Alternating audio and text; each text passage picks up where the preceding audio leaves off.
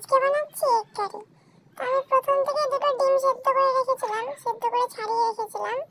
তো সেটাতে আমি একটু হালকা লবণ ও একটু নুন দিয়ে হালকা গোল্ডেন ফ্রাই করে ভালো মতন ভেজে নামিয়ে নেব। নামিয়ে নেওয়ার পরে সেই তেলেই আমি ফোড়ন দেব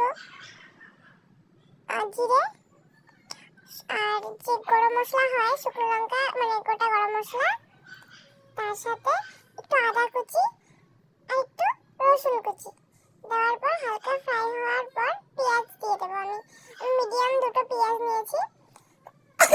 তো পেঁয়াজ কুচিটা দেওয়ার পর হালকা নুন দিয়ে একটু নেড়ে চেড়ে ঢাকনাটা দিয়ে দেবো।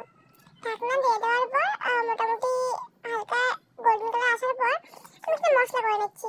হলুদ গুঁড়ো, জিরে গুঁড়ো, স্বাদ মতো আপনাদের আইডিয়া মতন আপনারা নেবেন। আমি আমার আইডিয়া মতন নিচ্ছি, যদি এখনো রান্নার এতটা অভিজ্ঞতা আমার নেই, ততটুকু আছে।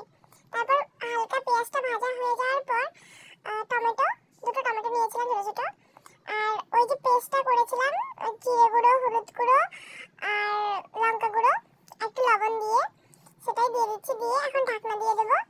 মোটামুটি সেদ্ধ হয়ে যাওয়ার পর মোটামুটি 6-7 মিনিট সেদ্ধ হওয়ার পর দেখলাম একটু অনেকটাই সেদ্ধ হয়ে গেছে।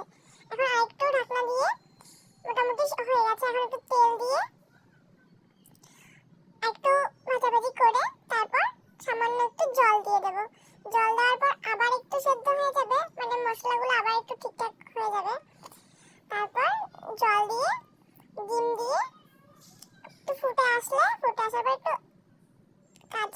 কাঁচা লঙ্কা আমার কাছে ছিল না, শেষ হয়ে গেছিলো, তো একটু ধনে পাতা, একটু গরম মশলা গুঁড়ো দিয়ে 2 মিনিট পর নামিয়ে নিলেই হয়ে যাবে, রেডি।